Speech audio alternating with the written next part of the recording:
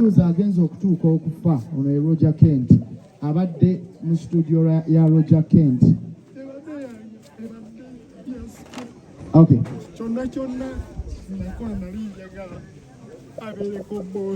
Okay. Babadde bakolera wamu studio ebadde ya skills. Naye omukulu ono yalwanye nnyo Mukama waffe yeebazibwe. N'akola buli kyasobola n'addusa skills mu ddwaliro ne bamugamba mutwale basoose Najjera ne bamujja Najjera ne bamuzza Mengo ne bamujja Mengo ne bamutwala Ekiruddu. Yakoze buli kyasobola. Zaako mwenna nze amanya gange bampita Katende Rogers oba Roger Kent. Naye ndagezaako okwanguwa n'okuba omugumu.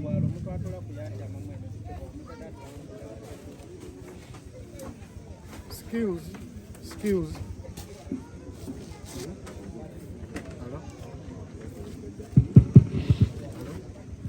Hello. Skills yajja muri studios. Nze nalimva Sudan. Nagana ogenda ku university nga njagala kola music. So kati family yange oyagana okusupportinga mu music. Nenewagula n'engende Sudan. Naye nakava Sudan ng'olutalutamye n'enkomawo. Omwami ono ng'asomera ku Mobs ku university nze nga mbeera Kitintale. Yali agenda UK. Nampita n'angamba Kent ngenda UK naye gwe muntu gwe nsobola okwesiga ne studio yange. Kuba kuva mu senior funa linga ngenda ka studio ebiseera ebyo katono n'ennyimba nandabamu ekitone nanguluminga era mutwala nga menta wange. So nampita n'angamba ngenda UK naye gwe nsobola okwesigisa ebyuma byange. Nengenda ku studio n'embeerawo n'agenda ye n'amalayo emyezi nga 6.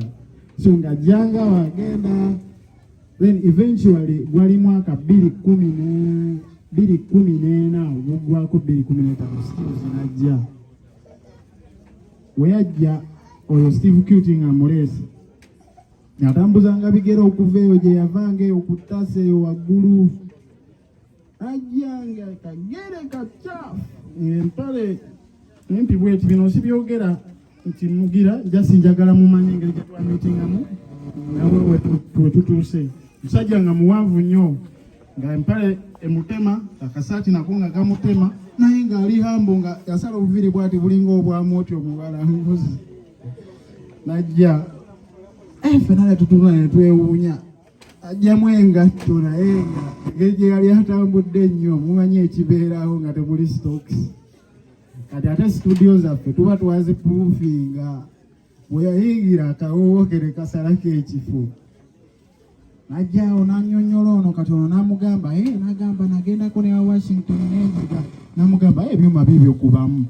Muganda wange mu ddakiika 2 skills yali akubye eŋŋoma nga sikirabangako. Mu ddakiika 2 ow'omuzindalo yeebereremu oba nkozesa omwagwa. Mu ddakiika 2 ng'agikubye n'eŋŋamba nze nendaba kubanga nze siba ku studio nze literally nga nze mbeerawo ebiseera ebisinga.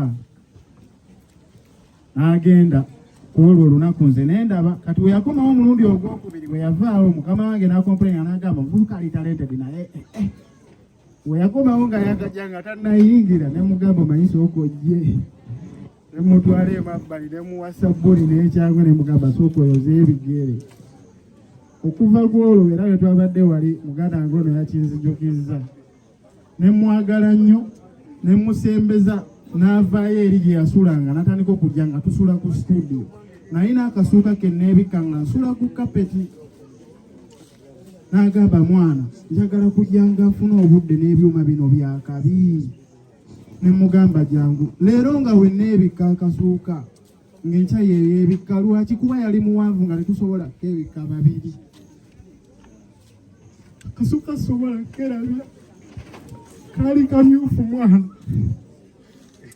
talina akasimu ka Itel naye nga akazindaalo akajjamu bwe bamukubira ng'akayungako obuyunzi bwati kabanga ka radio ng'agamba mwana olaba eno essimu ngatta buwaya naye ebikola like nga wanjawulo nga si wa bulijjo ne mwagala nnyo to an extent nti nga tusharing engoye abadansinga obuwanvu naye ng'asobola okwambala akapale kange n'omulabira ddala akapale kale kakooli ffenna tuli batono ng'emutuuka mu kiwano naye ng'omulaba eri eno. Then bwe nalaba nga tuli awo ne ngattako muganda wange gimunola nga bikalu byali eyo ngendo ng'agivuddeko nankwena ngamba mwana Keti bivuddeko nzimba ne mugamba tosobola jangu wano waliwo gaayi jangu obeere wano buladi tompa time tolina kyomanyi kuba siriddamu kwogera bino. Gimunola najja ne tutandika okukola ne tukola awo abaana wano osobola bagamba mwena abali babeera ne skills muwanike emikono muwanike bayada abo bonna mubalaba bawanise balinga ku studio nga tugenda ku restaurant nga tubeeranga bubaata ng'akulembedde nga tugiyita gali tugenda ku mbuzi ngera we tujja mu restaurant y'emmere yonna eggwawo naye ng'omuntu asasula abeera atya ate nga tagamba mbu mulye ebijanjaalo na kawunga osaba gy'oyagala n'asasula si lunaku lumu si bbiri si nnya si mwezi si esatu yakikola okumala omwaka mulamba ne tutuuka ekiseera ng'abo abaana bonna basula mu nnyumba ye ng'ojja n'ogamba no waliwo omulwadde mu ddiiro buli wamu waliwo obulamu ne butuukaawo ne butagalamu kagezeeko bisalamu shooti awo obulamu ne bumutagalakokko n'afunamu embeera n'adda wansi ensi ne buli omu n'emutwala n'etugabana naye nze sakkiriza kubanga engeri gye twali ffenna ng'abantu bamulabira ku nze nga buli we bamulengera emakindi bankubira essimu mwana sikiruzi yabaaki nga nfatawo booda nga ngiye engeri n'emikwano gyange gyanyambangako ebyo ebiseera ne mufuna ne muzza eyo embeera n'agiyitamu gye nali nsuubira nti eyo embeera tasobola giyitamu.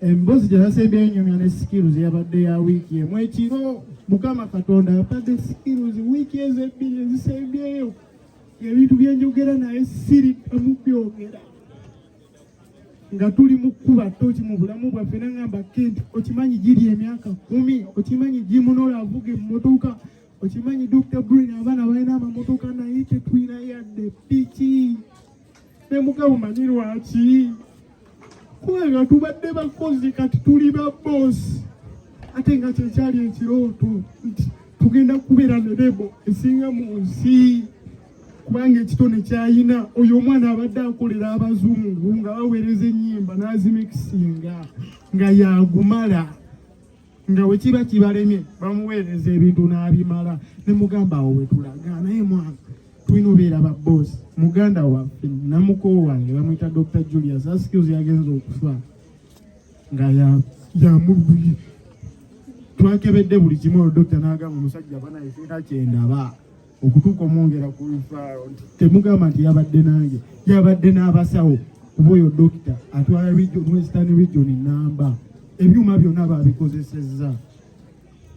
Skills n'angamba ne mugamba mwana kati tuli ba boosi era eri studio tebadde yange nti Roger Kent nze mbadde nga nwana kunoonya investor oyo gaye ensi emumanye era wobanga totegedde skills Mukama akusaasire bwobanga tolina kyoyigidde ku skills Mukama akusaasire bwobanga tolina kyojje ku skills bali kubuuza kiki kyewamuggyako kuba malayika tulinda za biwawaatiro naye si bwe ziri tezirina biwawaatiro.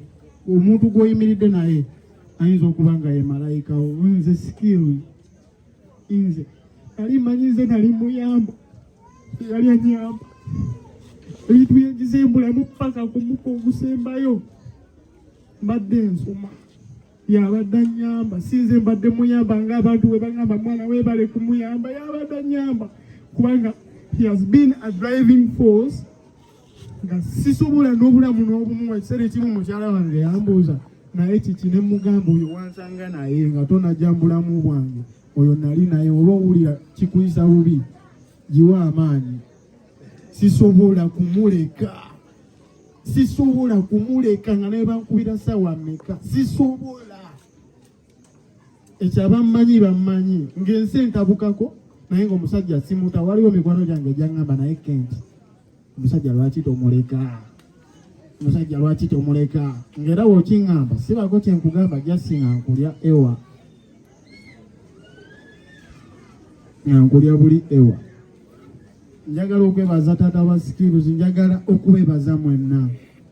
Mwebale, mwebale, mwebale, mwebalire ddala. Mwebale. Just n'okuba nti obadde omumanyi bumanya, weebale. Kubanga nsobola okuteekawo ne ssente, tewali muntu asobola avayo n'agamba nti Skills yali anvumyeko nti osinika ebinnyo. Abantu abamu babadde n'okumutya bamutya nga bagamba gayi musirise nnyo atiisa. Naye ng'oyagala okumanya kikyali, mutuuze katebe omuwe ennanga. Nga ne weeba leediyo, ng'akozesa buzindalo bwa leediyo makula, agenda kukukubira eŋŋoma, Katonda y'aba akuta.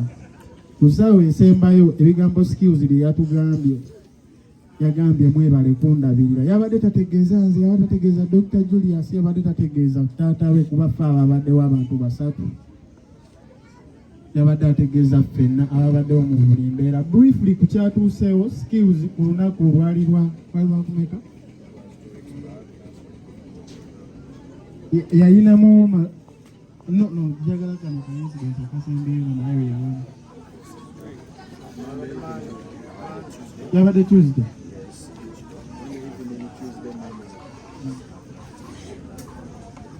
Ku Tuesday twalina meeting ku makya, breakfast twagiryaba kibumba n'obugaati n'amata. Ne tulya breakfast bulungi, ne tufuna meeting like board meeting, biki ne twogera ku shares buli omu kyagenda okukola. Ne wajjawo muyimbi Moze n'amukolera ssaawa 12. Skills n'atuula mu ntebe, tugenda olaba tassa bulungi. Mangu ne bajja ne bamuteekako oxygen awo. Ssaawa zigenda oweereemu ne bagamba embeera egaanye, ne tugenda ku Nigeria hospital ne bagamba alaga kyebayita blood embolism, ne batubifalinga Emmengo. Otuuka Emmengo, jjukira bano bamutambula ssente zigenda, otuuka Emmengo ekyatukalubiriza obulamu yabadde sikaani nga beetaaga $1 million commitment fee, nga tulinako $40,000, naye nga baaba baatugambye neekuba kubulako gumu tebakukolako. Saagala nnyo okwekubagiza kubanga Katonda we yasazeewo bannange. Njagala kubeera n'eddembe mu bulamu bwange, nneme kunenya muntu yenna kuba Skills tanenyangako muntu. So saagala kuddawo ntandike nyigira abantu nti omusawo singa yagize kino, singa yagize kino. Osanga naye twandibadde n'akawumbi, essaawa yabadde etuuse. Just njagala okwebaza Katonda experience gyampadde ne bannange, okubeerako ne malayika ye. Neyanziza. Era mwenna mwebale.